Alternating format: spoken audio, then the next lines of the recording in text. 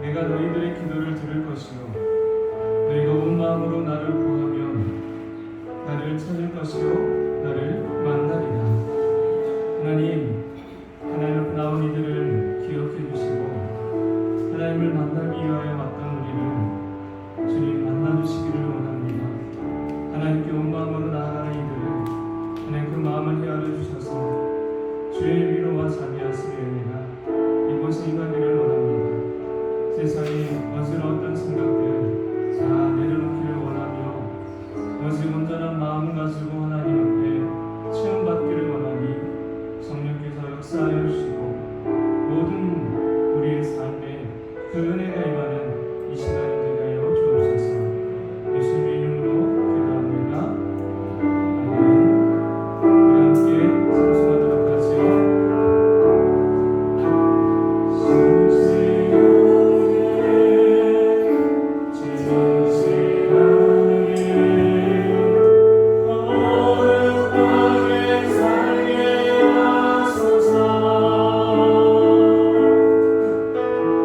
Jesus.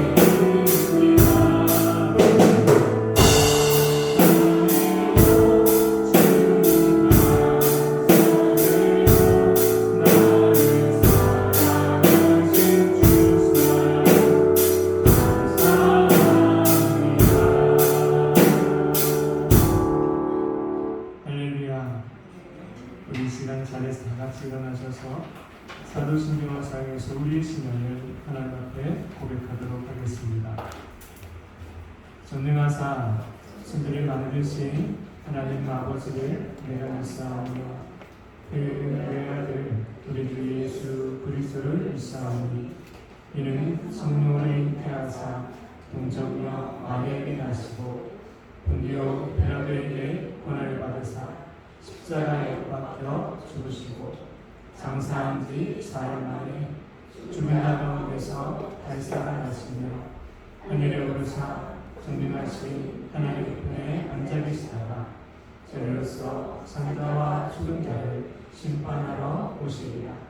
성령을 믿사오며 거룩한 공예와 성도가 서로 교통하는 것과 죄를 사하여 주는 것과 몸에 사는 것과 영원히 사는 것을 믿사옵나이다. 아멘.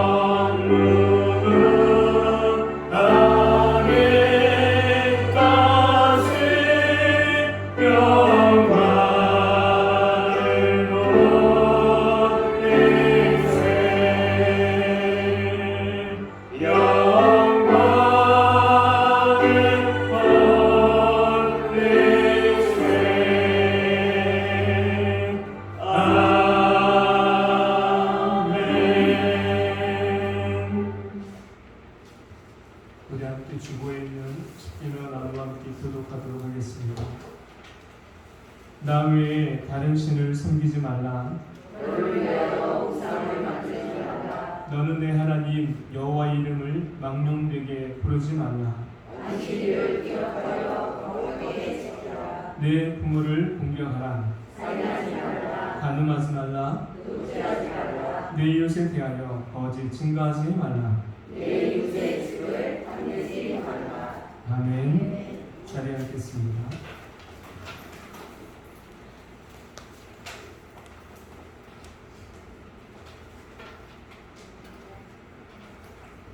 아름다운 소식을 전해드리겠습니다.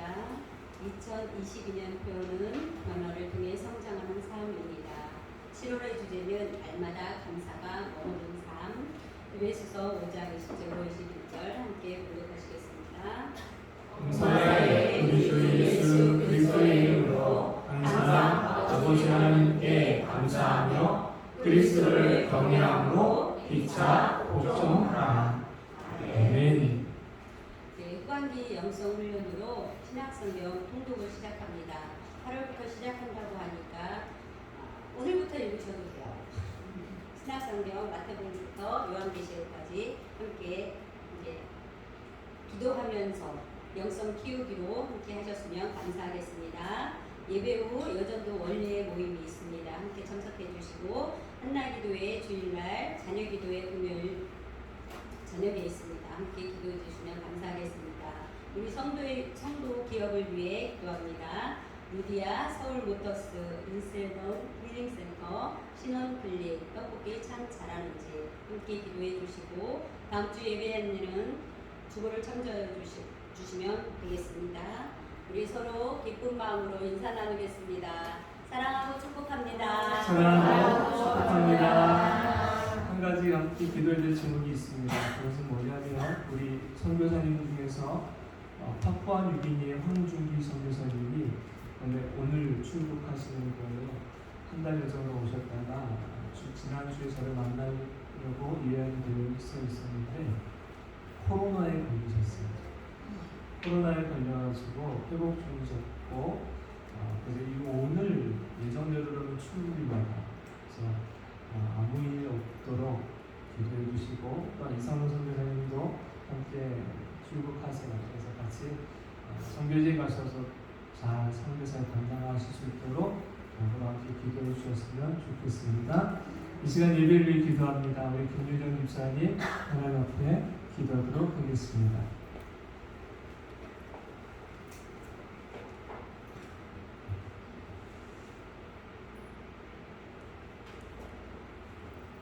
사랑하는 하나님 아버지 감사합니다.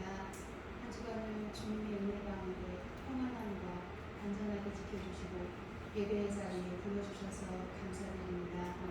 우리 지킬 만한 것 중에 너희 마음을 지키라 말씀을 주는데 이 한 주간 하나님의 은혜를 실감하지 못하고 나약하고 연약한 믿음으로 실패와 절망 속에서 죄와 함께 쫓아버렸다면 이 시간 깨닫지 못함을 용서하여 주시고 예배를 통하여 소망의 삶을 다시 살아갈 수 있도록 인도하여 주시옵소서. 아멘. 무엇보다 이 땅에 이방과 우상을 섬기며 무분별한 정체성으로 혼란하고 탁한 불의 삶을 죄의식 없이 살아가는 인생들이 너무나 많이 있습니다. 주님을 바로 알지 못하고 정하지 못한 죄가 더는 커지지 않도록 이 땅의 모든 교회와 성도들이 각성하고 깨어 기도하게 하여 주시옵소서. 예배의 회복만이 우리의 영혼을 지킬 수 있음을 알게 하시고 교회마다 가정마다 지킬 수 있도록 인도하여 주시옵소서. 더욱이 아름다운 교회가 죽어가는 영혼을 위하여 기도하고 예수 안에서 생명을 얻고 상처 입은 가정을 치유하며 방황하는 심령들의 삶의 의미와 목적을 발견하게 하는 교회들을 기도합니다. 성도가 하나 되어 더욱 서로를 위하여 믿음의 성장을 위하여 기도하게 하시고 충성하게 하여 주시옵소서. 우리에게 맡겨주신 자녀들의 방학을 맞이하게 되었습니다. 하나님의 은혜와 보살핌 가운데 믿음을 지키게 하시고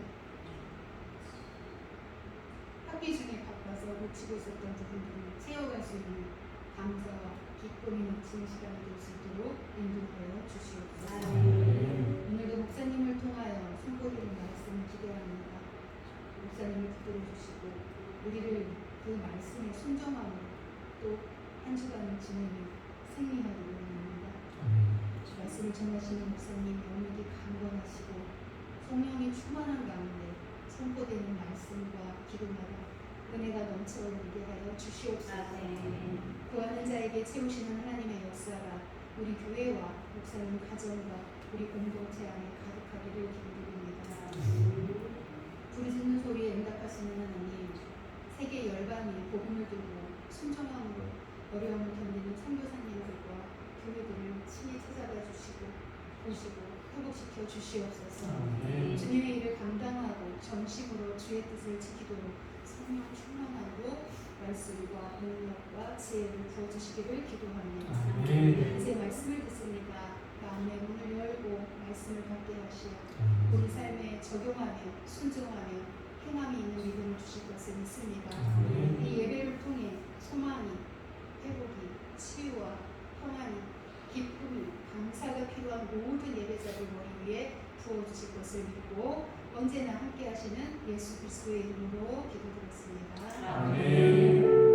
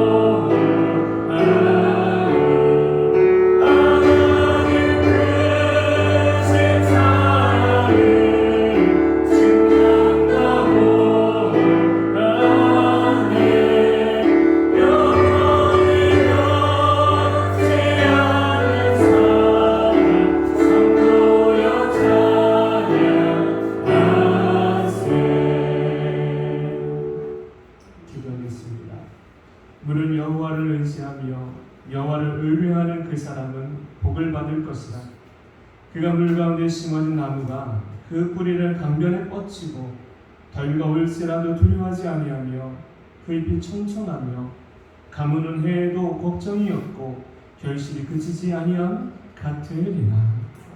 아멘. 하나님을 의지하고 하나님을 의뢰하는 주의 백성들이 주님께서 허락하여 주신 것 감사한 마음으로 예물을 올려드립니다. 하나님께서 이 예물을 받으셔서 드려진 손길과 또한 드리고 싶었던 그 마음 가운데 풍성케 하심의 은혜가 임하게 하여 주옵소서. 하나님께서 하늘과 땅의 문을 여셔서 때를 따라 돕는 은혜가 있게 하시고 별빛과 부족이 나타나는 자리마다 가장 좋은 것으로 채워주시는 은혜들을 경험하는 하나님의 백성들이 되기를 소망합니다.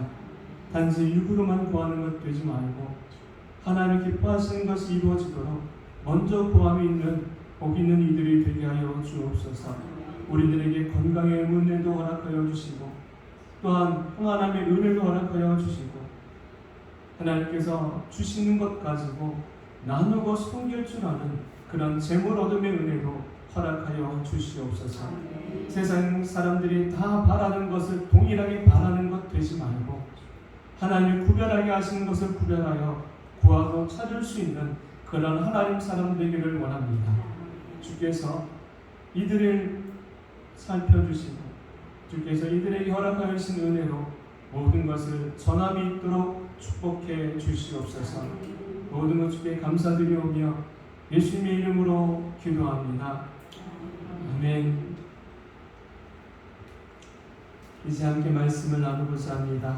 우리가 함께 나눌 말씀 누가복음 17장 11절로 19절까지의 말씀입니다. 누가복음 17장 11절로 19절 말씀 함께 한 목소리로 말씀을 공독합니다. 예수께서 예루살렘으로 가실 때에 사마리아와 갈릴리 사이로 지나가시다가 한 마을에 들어가시니 나병 환자 10명이 예수를 만나 멀리 서서 소리를 높여 이르되 예수 선생님이여 우리를 불쌍히 여기소서 하거늘 보시고 이르시되 가서 제사장들에게 너희 몸을 보이라 하셨더니 그들이 가다가 깨끗함을 받은지라. 그 중에 한 사람이 자기가 나은 것을 보고 큰 소리로 하나님께 영광을 돌리며 돌아와 예수의 발 아래 엎드려 감사하니 그는 사마리아 사람이라. 예수께서 대답하여 이르시되 10사람이 다 깨끗함을 받지 아니하였느냐? 그 아홉은 어디 있느냐? 이 이방인 외에는 하나님께 영광을 돌리러 자가 없느냐 하시고 그에게 이르시되 일어나 가라. 내 이름이 너를 구원하였느니라 하시더라. 아멘. 2022년 2월 24일 러시아와 우크라이나 두 나라가 전쟁이 시작되었습니다. 미국을 중심으로 한 유럽의 연합국들은 러시아가의 막강한 국방력 때문에 우크라이나는 3일 안에 전쟁에서 패하게 되고 말 것이다 라고 다들 예측을 했습니다. 그러나 3일을 지나 현재까지 무려 5개월 동안 전쟁을 하고 있고 우크라이나 국민과 많은 이들은 우크라이나가 이 전쟁에서 승리할 거라고 생각하고 있습니다. 그래서 전 세계는 지원과 협력을 아끼지 않고 함께하고 있지요. 이 전쟁을 통해 깨닫게 된 것이 있다면 전쟁은 두 나라 사이의 문제만이 아니라 전 세계의 문제라는 것입니다. 전쟁으로 인해서 두 나라만 영향을 받은 것이 아니고 전 세계가 경제와 식량 등 또한 연료, 에너지 등의 많은 문제를 우리가 겪고 있습니다. 경제적 기반이 약한 아프리카는 당장에 먹을 식량이 없는 빈곤의 상황에 직면하게 되었고 또한 미리 공급되지 않아 우리나라 식탁의 물가도 많은 부분 가격이 올라 있는 상태를 우리가 지내고 있습니다. 이러한 현상을 일컬어서 나비 효과다라고 말합니다. 전쟁이나 기근으로 그리고 또한 자연재해로 인해 수많은 사람들이 악 영향을 받게 되는 것은 나쁜 나비 효과다라고 말할 수 있겠죠.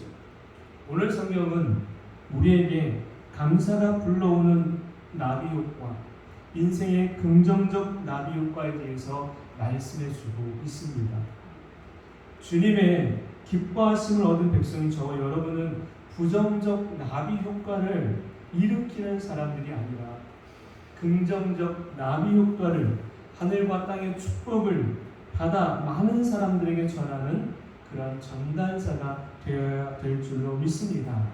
그렇게 감당하려면 내가 복된 나비 효과의 주인공이 되어야 합니다. 그런 면에서 오늘 함께 나눌 말씀은 우리가 어떻게 해야 축복의 주인공이 되고 복된 나비 효과를 내 삶의 지경에 나타낼 수 있는지를 가르쳐 주고 있는 말씀이다라고 할 수 있지. 함께 말씀을 통해 복된 은혜를 나누는 시간이 되길 소망합니다. 앞뒤 좌우에 계신 분들에게 이렇게 한번 인사를 나누지요. 축복의 주인공이 됩시다. 시작. 한 번 더요. 복된 나비 효과를 일으킵시다. 시작. 할렐루야. 첫 번째 주제이지요. 내가 만나러 간 것 같으나 주님이 만나러 오셨습니다. 본문 말씀 11절과 12절을 함께 읽습니다. 예수께서 예루살렘으로 가실 때에 사마리아와 갈릴리 사이로 지나가시다가 한 마을에 들어가시니 나병 환자 10명이 예수를 만나 멀리 서서 아멘. 본문의 말씀은 우리가 익히 들어 알고 있는 것처럼 10명의 문둥병자가 자신들의 질병을 낫기를 원하여 예수님을 찾아옵니다. 예수를 만나자 그들은 큰 소리로 외치죠. 예수여, 우리를 불쌍히 여겨주십시오. 예수님께 고쳐달라고 간청하는 겁니다. 예수님은 그들을 불쌍히 여기셔서 그에 따라 그들에게 이런 말씀을 전하세요. 제사장에 가서 너희 몸을 보이라. 그 말씀에 따라 이들이 가다가 자기들의 몸에 질병의 나음을 얻게 됩니다. 확인하게 돼요. 그 중에 한 사람이 예수님께 돌아와서 감사 인사를 드리고 나머지 9은 각자의 길로 가시고 그 중에 한 사람이 예수님께 와가지고 감사 인사를 드릴 때에 그 감사함으로 말미암아 이 한 사람은 무엇을 얻게 되느냐? 구원이라는 축복을 더불어 얻게 되는 게 오늘 본문의 내용인 것입니다. 대략적으로 우리가 익숙하게 알고 있는 말씀입니다. 그럼에도 불구하고 주님은 오늘 저와 여러분에게 이 말씀을 통해 내가 어떤 은혜를 받고 있는지와 또한 어떻게 살아야지 내가 축복을 얻는 주인공으로 살아갈 수 있는지를 우리에게 말씀해 주기를 원하고 있습니다. 그럼 먼저 확인해야 할 것이 한 가지가 있습니다. 저를 보세요. 질문 하나를 드리겠습니다. 오늘 여러분은 예수님을 만나주기 위해 오셨나요? 아니면 예수님께서 여러분을 만나시길 원하실까요? 우리는 먼저 이걸 생각해 봐야 돼요. 나는 예수님을 만나주기 위해 이 예배에 참여했는가? 아니면 예수님이 나를 만나주기를 원하십니까? 10명의 문둥병자가 예수님을 만나러 왔습니까? 아니면 예수님께서 10명의 문둥병자를 만나기 위해 가셨습니까? 우리는 이것부터 확인해야 됩니다. 얼핏 보면 10명의 문둥병자가 예수님을 만나러 간 것 같아 보여요. 그러나 자세히 보면 예수님께서 이 10명의 문둥병자를 만나기 위해 마을로 들어가셨다는 것을 확인할 수가 있습니다. 이것이 중요해요. 여러분, 우리가 예수님을 만나주기 위해 이 예배에 참여하는 게 아니지요. 예수님, 내가 예수님 좀 만나드릴게요. 그렇게 온 게 아니에요. 그렇죠? 이거는 먼저 우리가 확인해야 됩니다. 예수님께서 우리를 만나주시기 위해 우리를 항상 먼저 찾아와 주었습니다. 이게 중요합니다. 내가 예수님을 만나기 위해 어떤 액션을 취한 것 같지만 실상은 주님이 먼저 내게 다가와 주셨고 나로 하여금 주님 앞에 머물러 있도록 이끌어 주셨고 또한 내게 주님을 알아갈 수 있는 지혜와 지식의 은혜를 주셨다는 사실이에요. 내가 습득해서 자발적으로 공부해가지고 예수를 안 게 아닙니다. 내가 예수님이 누구인지를 누구에게 들어가지고 아는 것도 아닙니다. 내가 예수님이 나의 구주가 되셨다고 나 스스로가 이해되고 깨달아져가지고 아 그렇지 예수님이 나의 구주가 되셨지라고 그렇게 고백되어진 것도 아니라는 사실입니다. 저와 여러분에게 무엇인가 분명한 주님이 주신 은혜가 있기 때문에 우리는 주님을 고백할 수가 있는 것이지. 그래서 성경은 우리에게 그것을 가르쳐 주시니 고린도전서 12장 3절 말씀입니다. 우리 함께 화면을 보며 큰 소리로 함께 말씀을 읽어보시오.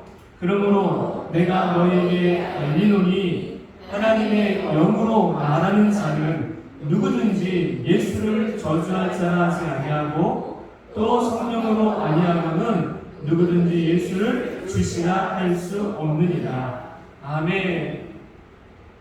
성령이 내게 오셔서 나를 위해 하늘 보좌를 버리고 내 죄를 속량하기 위해 이 땅에 오신 예수님을 알게 하셨다는 사실입니다. 그리고 그분이 내 구주가 되심을 고백할 수 있는 은혜도 주셨다는 것입니다. 이 모든 것이 나를 향한 하나님 아버지의 은혜임을 기억하며 우리가 살아야 될 줄로 믿습니다. 10명의 문둥병자가 예수님을 찾아온 것 같지만 실상은 예수님께서 그들을 만나 주시기 위해 마을로 들어가셨어요. 이와 같은 만남이 요한복음 4장에도 등장합니다. 유대인이라면 어느 누구도 가지 않는 사마리아의 수가라는 마을이 있습니다. 거기는 유대인이라면 그냥 돌아가요. 그 길로 가지 않아요. 거기는 사람들과는 상종도 하지 않아요. 그런데 예수님은 유대인입니다. 유대인인 예수님이 그 사마리아의 수가성에 들어가셔서 한 여인을 만나십니다. 이 여인이 자기에게 다가와서 이야기하고 있는 예수님이 유대인이라는 것을 알아요. 그래서 이 여인이 예수님께 물어요. 당신은 유대인인데 어찌 사마리아 여인인 나에게 물을 달라 하십니까? 라며 묻습니다. 이 이야기는 다른 유대인은 우리하고 사마리아 사람하고는 전혀 말도 섞지 않고 가까이 하지도 않는데, 왜냐하면 유대인들의 사고방식, 생각에는 저 사마리아는 어떤 사람들이다? 상종도 못하는 사람들이다. 그냥 그들은 짐승과 똑같다는 그런 생각이 그들 안에는 있었기 때문입니다.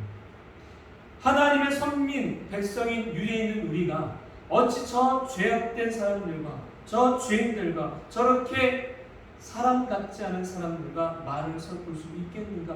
그런 사고방식이 계속 그들 안에는 있었던 거예요. 그럼에도 불구하고 예수님이 왜 그 성에 들어가서 여인을 만나 주십니까? 이 여인은 어떤 사람이었습니까? 남편이 6이나 있던 여인이었고 그 6이 있어도 그 여인의 삶은 전혀 행복하지 않은 삶을 살고 있었던 사람이죠. 이 여인에게 삶은 그저 절망과 낙심이었습니다. 그 절망과 낙심 가운데 빠졌던 여인을, 한 영혼을 예수님이 만나 주기 위해 오신 거예요. 그 만남은 결국 어떤 만남이 됩니까? 영혼의 구원을 주신 축복의 만남이 된 겁니다. 사마리아 여인이 예수님을 만나고 싶다고 해서 찾아올 수 있었을까요? 아니요. 그런데 그 여인을 누가 찾아와 주셨어요? 예수님이 찾아와 주셨고, 이제 이 여인은 이전과 같은 삶이 아니라 새로운 삶, 소망과 희망이 가득한 삶, 그래서 예수님을 만난 감격 속에서 새로운 시작을 알리며 그 성에 들어가 예수님이 누구인지를, 내가 만난 분이 누구인지를 그 여인이 성에 들어가 많은 사람들에게 외치는 장면을 요한복음 4장에서 만나게 됩니다.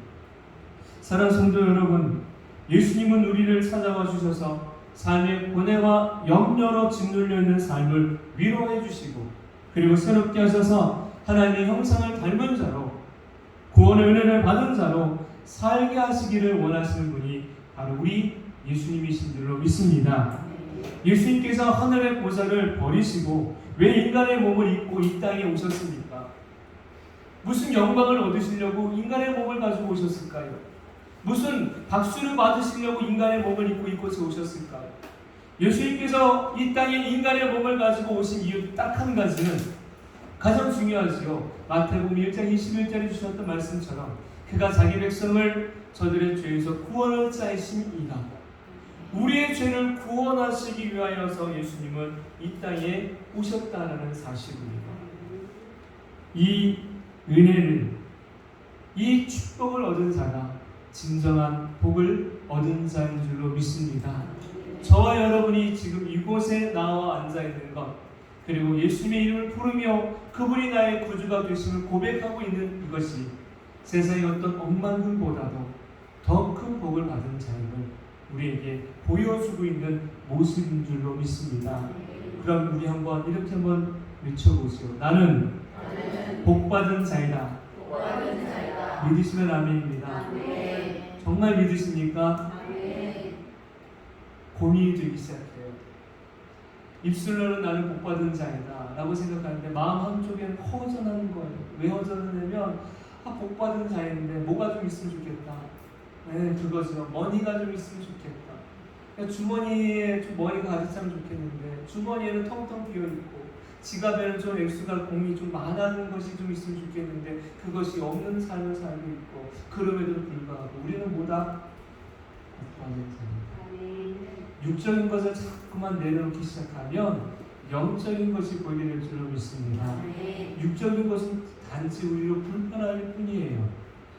육적인 것이 없으면 잠시 불편할 뿐이에요. 그러나 영적인 것으로 채워지면 그 불편함도 보이지 않게 될 줄로 믿습니다. 육선이 가득한 기와집에 살아도 늘 언제나 불평과 불만과 짜증과 다툼이 있으면 그것은 결국 행복한 가정이 될 수 없지만 초가상간에 살아도 하하호호 모든 가족이 웃음이 가득하면 그것이 곧 기쁨이 있는 작은 천국이 됨과 같습니다.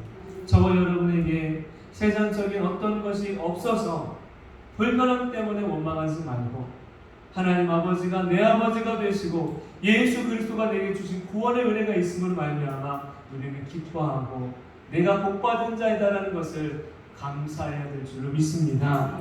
여러분 이 복과 은혜가 있음을 잊지 말며 살기를 소망합니다. 두 번째는요, 내가 바라는 것보다 먼저 순종하는 것이 먼저입니다. 내가 바라는 것이 먼저가 아니라 순종하는 것이 먼저예요. 12절 13절 말씀 한 번 더 읽겠습니다. 12, 13절입니다. 한 마을에 들어갔으니 10명이 예수를 만나 멀리 서서 소리를 높여 이르되 불쌍히 여기소서 하거늘. 아멘. 10명의 문둥병자가 예수님을 찾아와 자신들을 불쌍히 여겨달라고 구합니다. 구체적으로 무엇을 구한 거냐면 자기들에게 있는 이 질병, 문둥병을 고쳐달라는 겁니다. 왜 이들이 예수님께 이런 부탁을 하고 있지요?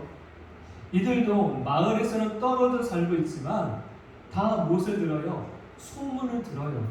사람들이 길을 가다가 이야기하는 소리가 다 들려와요.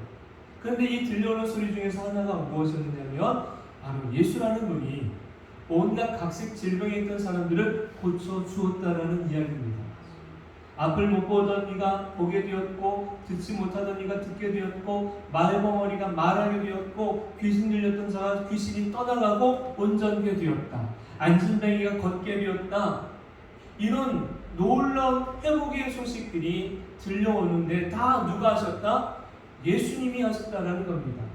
예수라는 분이 행하셨다라는 소식이 들려오니까 이들에게도 모든 이들 동일한 마음을 갖게 됩니다. 우리도 누굴 만나자? 예수님을 만나자. 예수님을 만나서 우리의 이 몹쓸 질병을 고침받자라는 거였습니다. 그런데 마침 누가? 예수님이 우리가 있는 그 마을 근처로 들어오신다는 거예요. 예수님이 오실 때 그냥 소리 소문으로 오셨을까요? 아니지요. 항상 예수님 곁에는 제자들과 많은 사람들이 예수님을 환영합니다. 그리고 많은 사람들이 예수님을 따라다닙니다. 그러니 자연스럽게 마을 떨어져 있어도 예수님이 오셨다는 소식을 알게 됐죠.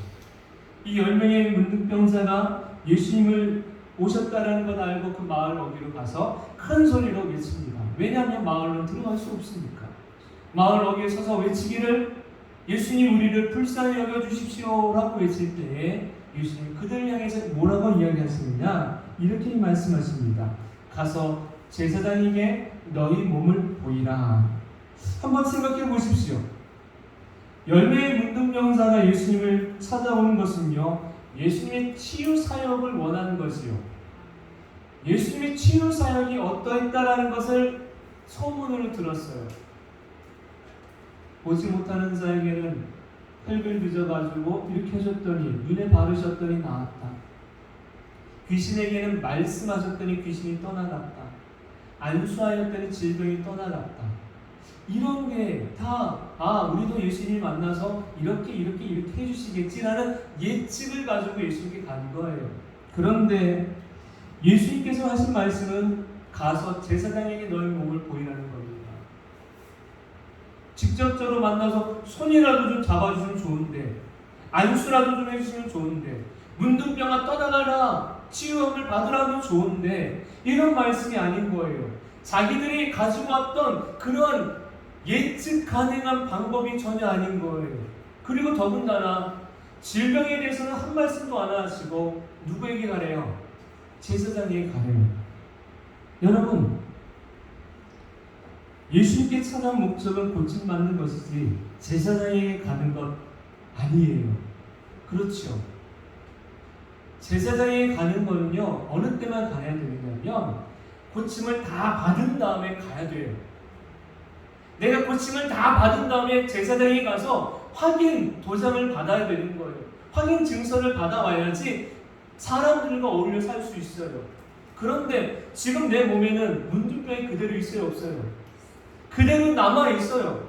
하나도 변하지 않았어. 하나도 고침받지 않았어. 그런데 이 문둥병을 가지고 제사장에 가는 것은 무엇과 같을까요?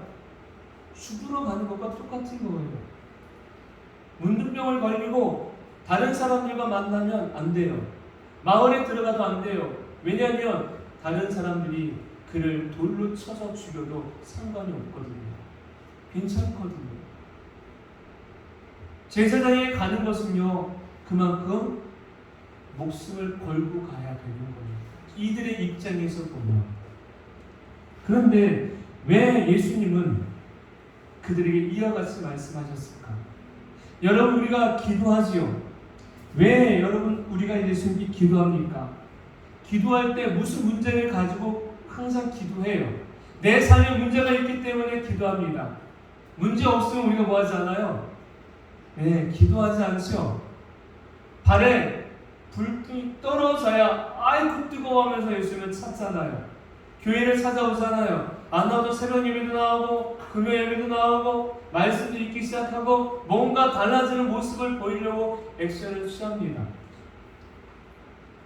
그런데 우리가 기도할 때는요, 어떤 목적을 해결해 달라고 기도해요. 질병에 걸리면 질병을 해결해 달라고 기도합니다. 어려운 문제를 만나면 그 문제를 해결받기 위해서 기도합니다. 그런데 주님은 우리의 바람처럼 직접적으로 말씀하기보다는 조금 당황스러운 말씀을 하실 때가 있습니다.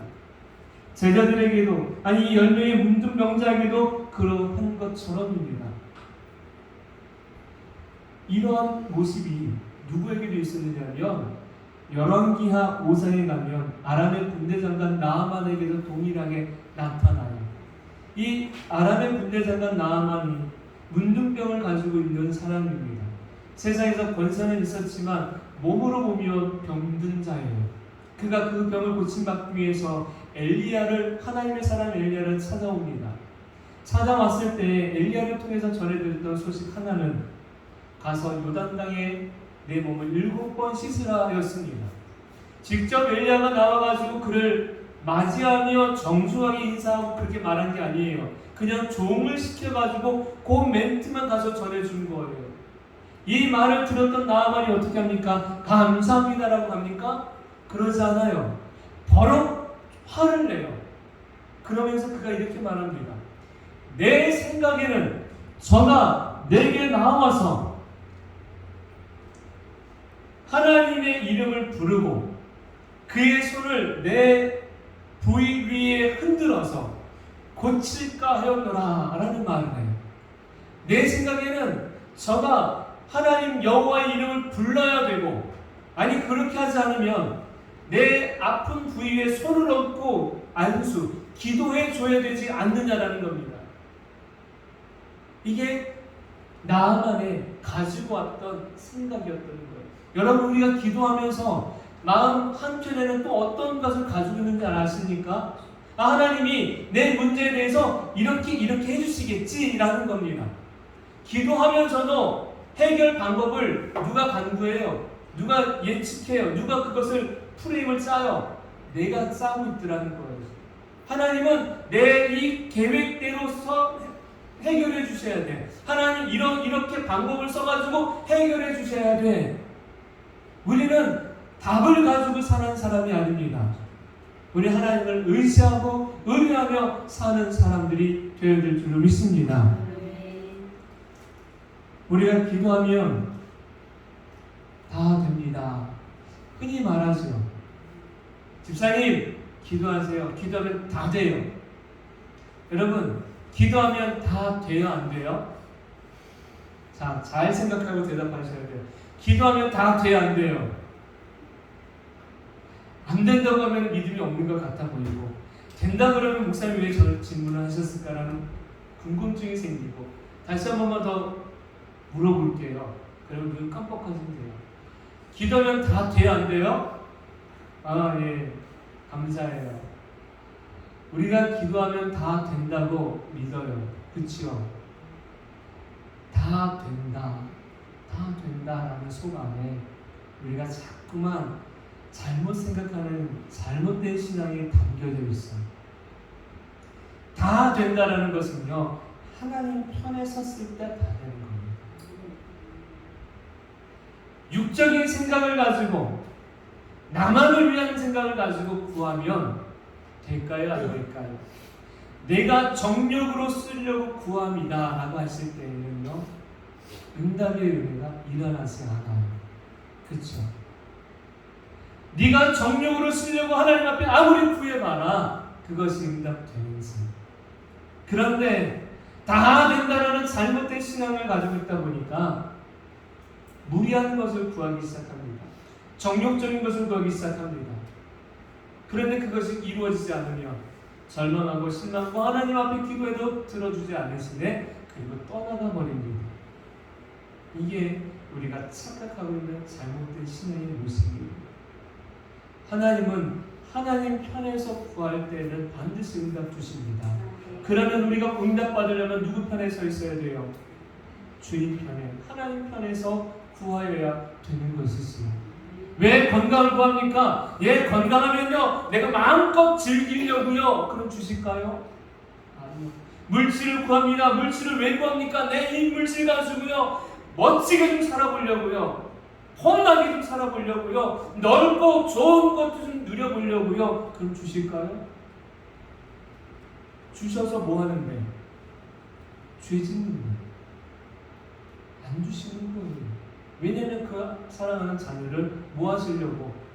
보호하시는 거예요.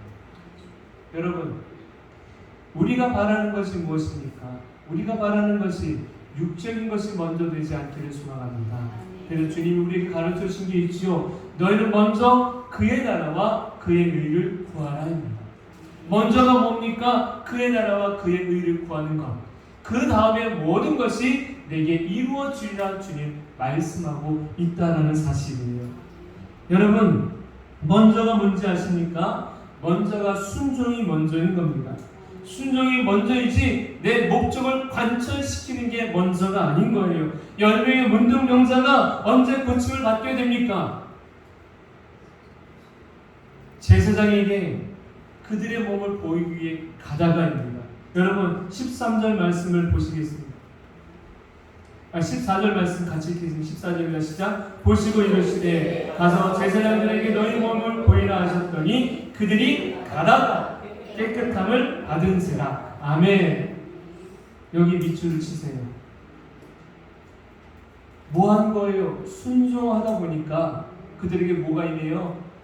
그들이 바라던 것이 이루어졌다는 거예요. 여러분, 우리가 하나님의 말씀에, 주님이 내게 주신 말씀에 순종하면 우리는 축복을 얻게 될 줄로 믿습니다. 여러분, 언제 축복을 얻게 됩니까? 말씀처럼인 거예요. 내게 주신 말씀에 먼저 순종할 때 내게 축복의 은혜가 임한다는 사실이에요. 이것을 잊지 마시기를 바랍니다. 내가 바라는 것이 먼저가 아니라 순종이 먼저인 것입니다. 내 기도의 목적이 관철시키는 것이 아니라 주님이 내게 주신 음성을 듣고 순종하는 것이 먼저임을 잊지 마시기 바랍니다. 마지막 세 번째는요, 감사가 불러온 나비 효과입니다.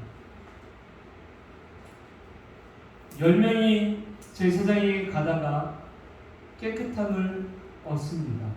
그리고 나서 한 사람이 예수님께 돌아오게 되죠. 예수님께 돌아와 감사의 인사를 합니다. 그게 바로 15절 16절 말씀입니다. 예수님께서 그 한 사람을 향해서 말씀하십니다. 나머지 9은 어디 갔느냐? 나머지 9은 어디 갔느냐? 너희가 똑같이 고침을 받았을 텐데 나머지 9은 어디 갔느냐라는 겁니다. 여러분, 이들의 입장에 한번 되어 보십시오. 내가 병을 얻었는데 고침을 받았어요. 나음을 얻었어요. 그러면 제일 먼저 누가 생각날까요? 가장 먼저 누가 생각날까요? 예수님이 생각날까요? 가족이 생각날까요? 믿음이 좋아서 예수님이 생각나요. 대부분의 사람은 누가 생각날까요? 내가 보고 싶은 가족, 사랑하는 애인, 그렇죠. 그런 가족이나 친구나 애인이 생각날 거예요. 그래서 9이 거기로 떠나가 버립니다. 그런데 이 한 사람은 누가 생각나느냐고요? 예수님이 생각나는 거예요. 예수님이 생각나가지고 예수님께 찾아온 것입니다. 여러분, 여러분의 삶에 가장 기쁠 때 예수님이 먼저 생각나길 바랍니다. 여러분이 가장 힘들 때 예수님 먼저 생각나길 바랍니다.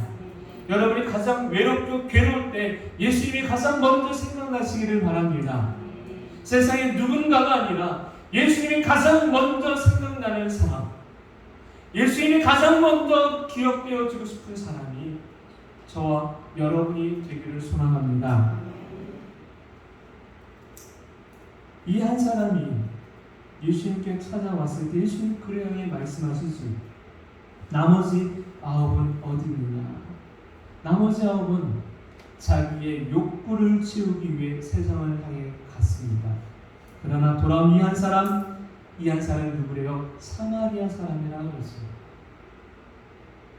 이방인이었고 철저히 외면되었던 그 사람이 예수님을 생각해서 예수님을 감사하기 위해서 돌아왔습니다. 그리고 그가 한 예수님께 이렇게 얘기해요. 예수님 감사합니다. 예수님 감사합니다고 그가 인사를 드린 거죠. 고쳐주셨으니까 감사합니다라고 인사하는 거예요. 그런데 감사하러 왔던 이 사람에게 예수님이 뭐라고 말씀하셨냐면 이렇게 말씀하세요. 19절 말씀에 그에게 이르시되 일어나 가라. 내 믿음이 너를 뭐하였느니라? 구원하였느니라. 할렐루야.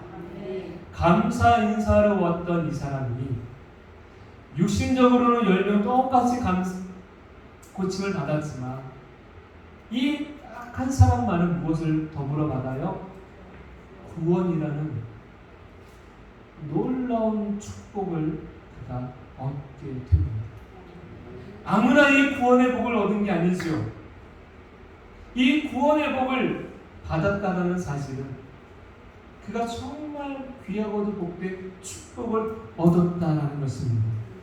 감사가 불러온 나비 효과는 바로 무엇입니까? 영원한 생명을 얻는 바로 구원의 축복이었다는 것이에요. 사랑하는 성도 여러분, 저와 여러분에게 하늘의 보고의 문을 여는 마스터키가 있다고 말씀드렸습니다. 그 마스터키가 뭐예요? 감사예요, 감사. 하늘의 보고의 문을, 하나님의 보물의 창고를 여는 마스터키는요, 바로 감사라는 사실입니다. 감사할 때 옥문이 열리고, 감사할 때 사단의 세력이 떠나가고, 감사할 때 사자들의 입이 막히고, 감사할 때 사망 권세가 힘을 잃어버리게 될 줄로 믿습니다. 날마다 우리 삶에 머물러야 될 것이 있다면 바로 감사인 것입니다. 불평과 불만, 원망은 악한 것을 자꾸만 내 삶으로 끌어오는 것입니다. 원망과 불평, 짜증과 분노는 사단을 자꾸만 불러오는 거예요. 마귀야, 사단아, 내게로 좀 더 가까이 와. 그러한 삶을 살지 맙시다. 원망해 보면 내 삶이 어떻습니까? 평안합니까? 괴롭습니까? 분노를 품어내면 시원합니까? 괴롭습니까? 짜증을 내면 편안해집니까? 즐겁습니까? 그런 사람 아무도 없어요. 바꾸어 말하면 감사는 주님의 축복을 자꾸만 내 삶으로 불러오는 거예요. 주님의 회복을 가지고 오는 거예요. 나음의 은혜를 불러오는 것입니다. 저와 여러분이 범사에 감사할 수 있는 삶이 되길 소망합니다. 범사라는 것은요, 좋은 것만 있지 않죠. 기억하세요. 범사에는요, 좋지 않고 힘들고 괴롭고 고통스러운 상황이 다 들어가 있습니다. 내가 좋은 것만 골라, 마치 뷔페 식당에 가면 내가 먹고 싶은 것만 골라 먹어야지, 그게 아니에요. 우리 주님이 말씀하신 범사는 너가 먹고 싶지 않아도, 너가 가고 싶지 않아도, 너가 함께하고 싶지 않아도 함께 가야 돼. 함께 있어야 돼. 그 모든 것에 감사하라는 것입니다. 그러려면 어떻게 될까요? 내 믿음이 그냥 얕은 믿음이 되면 감사할 수 있을까요? 그러지 않지요. 우리 믿음이 굳건한 믿음 되는 줄로 믿습니다.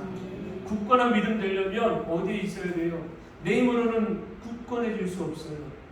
그러면 큰 나무가 되시는 그분께 우리 딱 붙어 있어야 돼요.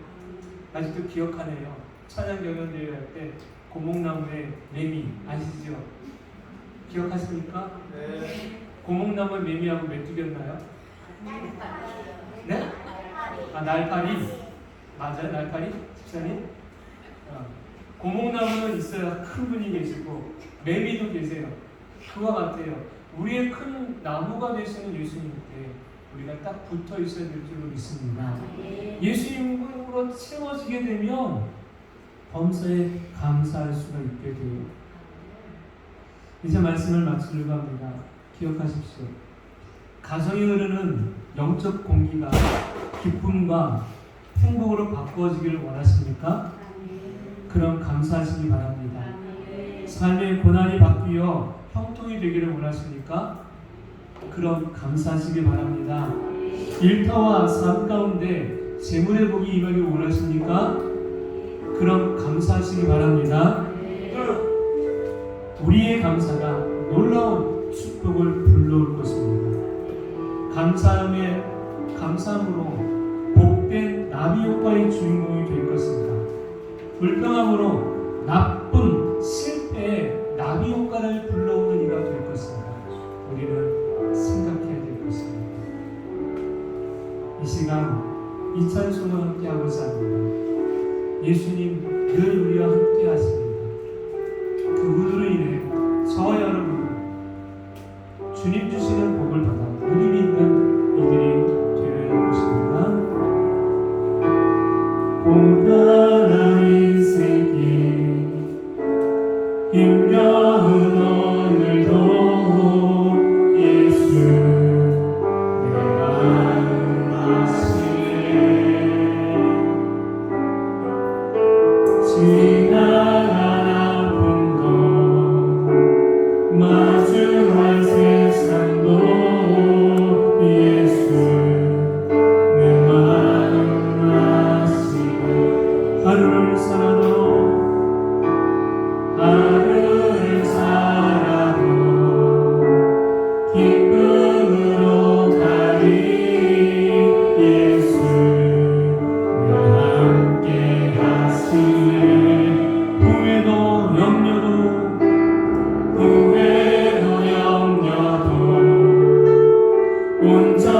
영원히 맡기리 예수 늘 함께 하시네 믿음의 눈으로 주를 보리 이 또한 지나가리라 주어진 내 삶의 시간 속에 주의 알게 믿음의 눈으로